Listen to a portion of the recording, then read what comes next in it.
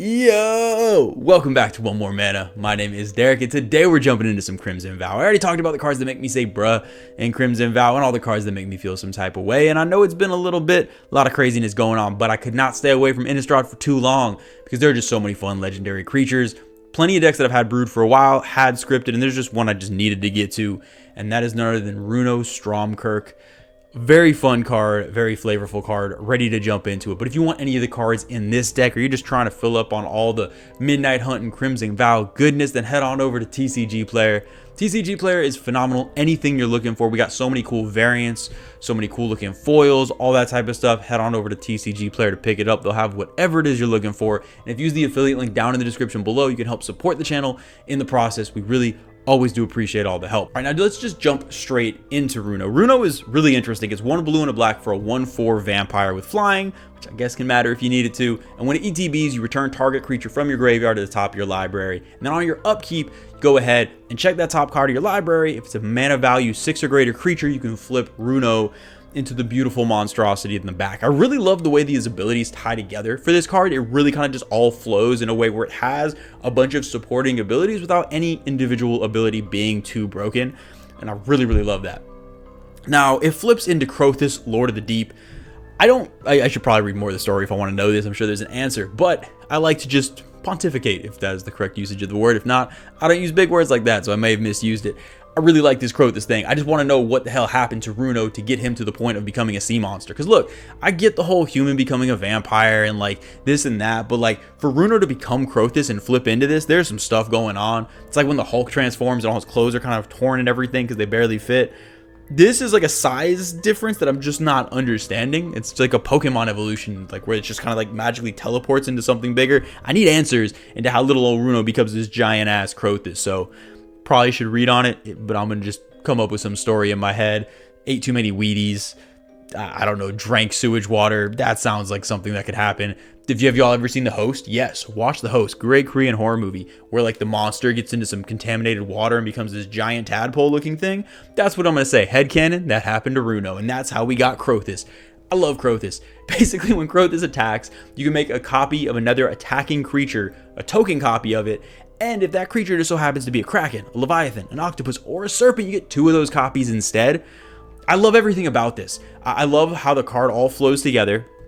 And I really love how this ability kind of keeps itself in check because it's so dependent on attacking. Yes, Crothis does have flying, so you do have the ability to have some sort of evasion built in, but you have to swing with your creatures to get this ability. You can't just do some blinking shenanigans. You can't just pump infinite mana in and get all these. No, you need to work for it. You got to swing. You got to turn sideways. If y'all know me, I love things that encourage turning sideways, and that's all this card's about. So with this deck, I want to go some sort of sea monster sub-theme. I didn't go full sea monster tribal because there's a lot of cool cards I want to copy. And what I love about Crothis is it gives you that flexibility. While it's a perfect sea monster tribal commander, it doesn't force you in that direction. It rewards you for it, but it gives you flexibility.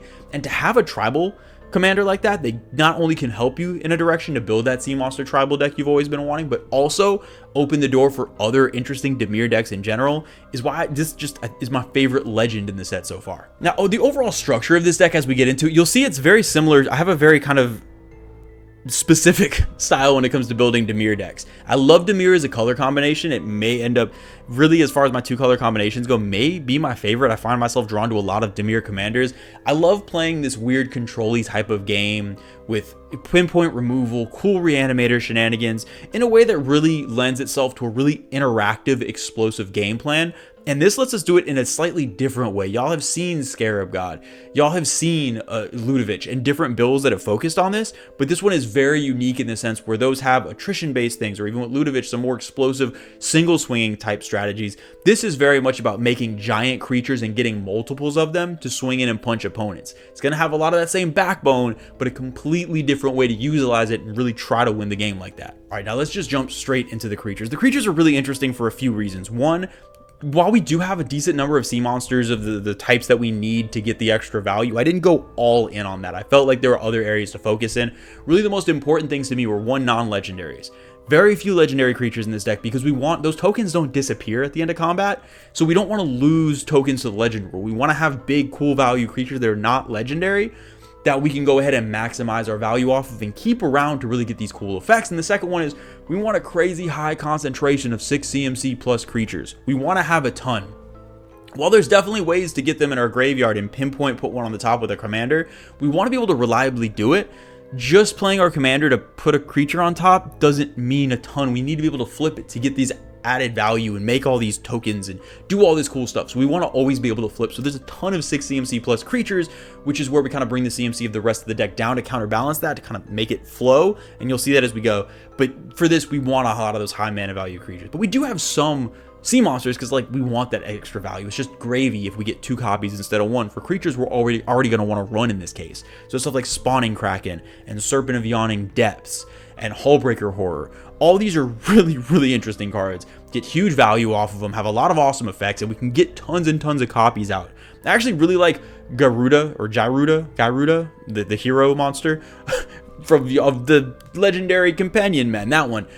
It's really cool. I love this card. Now, I know it's legendary, so it's not going to stick around, but just the fact that we get 2 copies of it and go ahead and get all those ETBs and get to steal other people's creatures, I think that's good enough to still just deal with the fact that the legend rule is going to get rid of them. It's still going to see that ETB happen. So I think that's worth running. Long term, that may get cut for something that is not legendary that has a cool effect, but for now, I did like its spot in there. But there's so many big, awesome creatures. Stuff like Dream Eater to act as removal and fill our graveyard, which is 6 CMC. Stuff like Spire of Stagnation, which is like sort of the fair Consecrated Sphinx in a way. And you can run actual Consecrated Sphinx too. That does a whole bunch of things. You have the Diluvian, we have the Primordials in here. We have the Gear Hulks in here. There are so many different big CMC creatures that can give us ETB value and then be able to be big, beefy things to swing with in the process. I just love the options. I'm even running a Worm Coil in here because why not just make copies of your Worm Coil engine, and then when you can attack with them, if they get blocked, you get more tokens and you can build this whole little army. Because this is going to be a deck where it's this weird giant go wide punch face strategy to act with our control. And I just think all of these big beefy creatures are really fun ways to do it. Now I will say, because of this, we have ways to cheat mana costs and cheat things out from the graveyard and reanimate. But a lot of times this is going to be a deck where you survive early game to cast your big threats late game to get set up. So you're not going to be going, this is not the type of thing where it's like, oh, Scarab God, trying to get that out ASAP so I can cheat out a Jingataxius or something in like a meter build. It'll be a slower kind of build up to where you're going. But I think once you get there, it's going to be a bunch of just broken and fun turns. And then outside of that, we can do like value stuff. So I really do like having dredgers. So Golgari Thug is great in here because it also returns a creature to the top, kind of imitating our commander's ability. With Millikin and Deranged Assistant, we can mill ourselves while using mana dorks because we need a ton of ramp. All of this does some really cool stuff to supplement really what is the shining part of the deck are the big scary creatures, and the rest of what we're going to talk about is allowing us to see them come out, get copied, and take over the game. With the artifacts, just ramp. We have so much ramp. All of the mana rocks. We want to be somewhat efficient with our mana rocks again because we want to be ramping basically, like turn like 1 through 3, maybe 4, so we can just start getting stuff out early, get our commander out, and make sure that we're getting out on curve to these big scary threats because they're already going to be turn 5, 6, 7. We want to make sure we're hitting them on time and not held up at all. So tons of mana rocks to hit our ramp package. I also love Altar of Dementia. I love Mesmeric Orb as self-mill in this deck. Now, Mesmeric Orb obviously kind of pisses off the whole table because everyone's getting milled. But in this case, we just want to mill ourselves. We always want to have a 6 CMC or greater creature in our graveyard at all points in time. So whenever we cast our commander, we can go ahead and get it at the top. Nice thing about our commander is it's only starting at 3 CMC. So even if we have to recast it and re-get that engine going, we're casting it and then flipping it. We don't have to pay some big cost to get that giant scary sea monster thing out.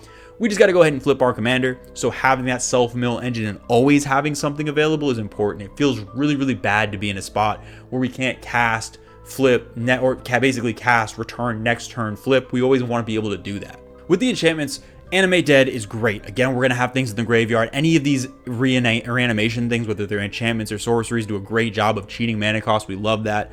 Search for Escant is perfect in this deck. We have a lot of instances in sorceries. They're going to act as our control removal and stuff. And to have the self-mill built in early game to set us up is absolutely perfect. It's a great card in a lot of decks. Really good in here. And I also really do enjoy Fraying Sanity. And this is basically for the sole purpose, almost always, to put it on ourselves and mill ourselves to get ourselves set up.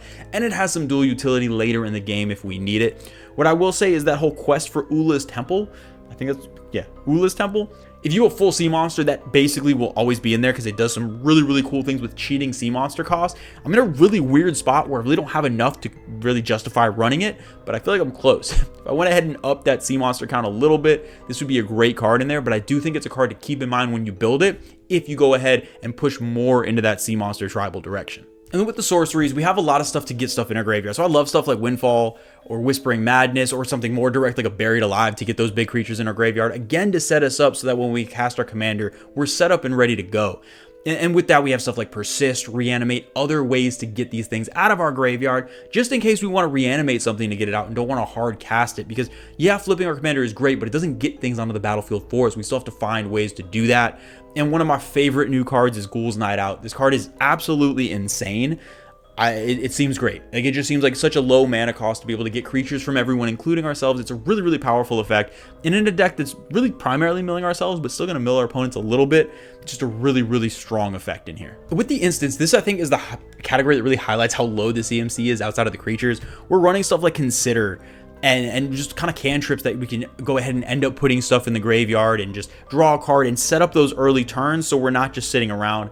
I'm also running a much lower to the ground counter package than I almost do in any deck. I love high CMC counter spells, y'all know that, but because the creatures already are 6+ all across the board, running the Sublime Epiphanies and the Mystic Confluences and all that, it makes it really hard because we're spending so much mana on the creatures we're casting. We're not going to be holding up as much mana. So I went much more in the direction of Negates and Swan Songs, and you can even run like just straight up counter spells and stuff if you wanted. Different things like that to go ahead and make sure you have some protection and be more efficient with it, because we don't want to get to the point where we're spending 6-7 mana on a sea monster and someone just targeted removals it. We want to be able to have some protection to keep our big beefy threats on board. With the lands, always 2 colors, make it simple, run lots of basics. I feel like almost all the decks I'm building at this point are 1 and 2 colors, and it's for this very reason.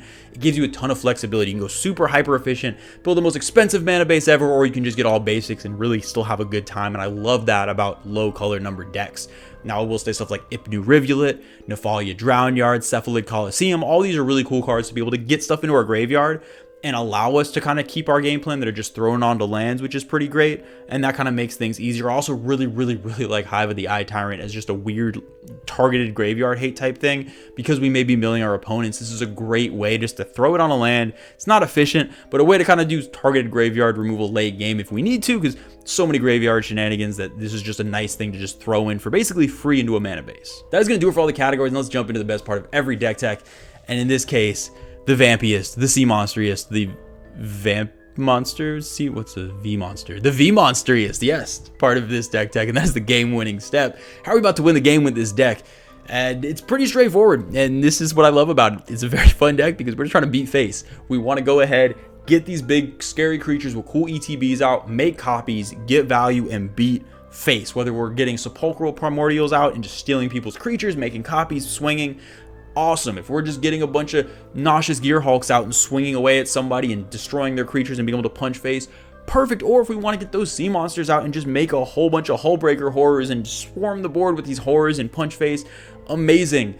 This is a really, really fun deck to just get a bunch of copies of your favorite inefficiently costed creatures, benefit from that, and just start turning sideways. Now, the second way to win the game, if for whatever reason your commander strategy isn't working, now I don't really see this being too much of an issue, you can play this also kind of like a control deck where you're surviving early game with some of your instant sorceries and some of your more efficient stuff, and then just kind of waiting to curve out and get these big creatures out. The coolest thing about these creatures is, yeah, they are phenomenal when you get free copies of them from attacking. They're also pretty damn good by themselves, and you can actually kind of just play a curving out type game with these high-end threats, especially in lower level metas, like the kind of like what I like to play in.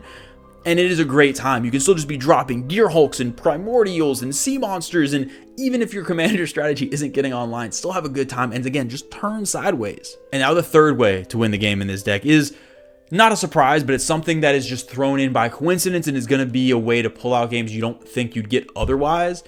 and that's going to be with Traumatize and Fraying Sanity. Both of these are intended to be used on ourselves, not in combination. We don't want to kill ourselves, but Traumatize, we love to traumatize ourselves just so we can get a graveyard full of options, and we love to Fraying Sanity ourselves so that way we can go ahead and fill our graveyard. But if you have these in hand late game, it is a way to basically one turn get rid of an opponent if all else fails. I love having these weird combo-y ways to win when all else is not working. The game has gone on too long. I think these are great late game backup plans to have, and in a deck that can use them individually, I just feel like it flows really well.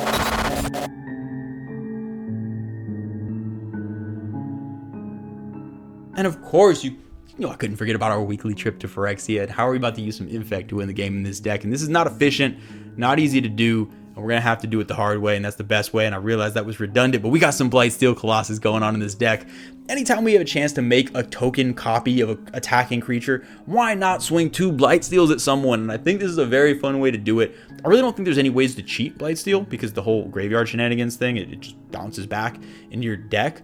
So this is like a straight up, we're just late game. We've spent all this money to cast also the money, but we've also spent all this mana to cast a Blightsteel. This is doing it the fair way. But if we get to that late game, we get to that, all that mana, fill our mana pool up, cast that Blightsteel, why not swing 2? And if swinging 2 Blightsteels isn't just your dream scenario in an EDH, if that is not living that Phyrexian dream, then I really don't know what is. That's going to do it for this week's deck tech. I really hope y'all enjoyed it. I love Runo. I love this set. It has been, even in a time where I really haven't had a ton of time to spend on brewing as much as I'd like, I couldn't keep myself from this deck. It is something I've had so much fun thinking about brewing and really talking about. I love it so much. What is y'all's favorite commander from Crimson Vow so far? Do y'all feeling Runo as well, or are you kind of going in a different direction with where your love is? I know Olivia and Edgar, I guess, are getting married. What deck are you getting married to? What is the legendary creature that is catching your attention?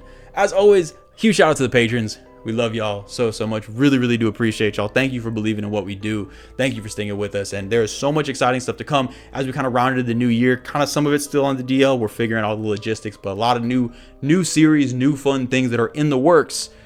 But until then, we'll see y'all next time.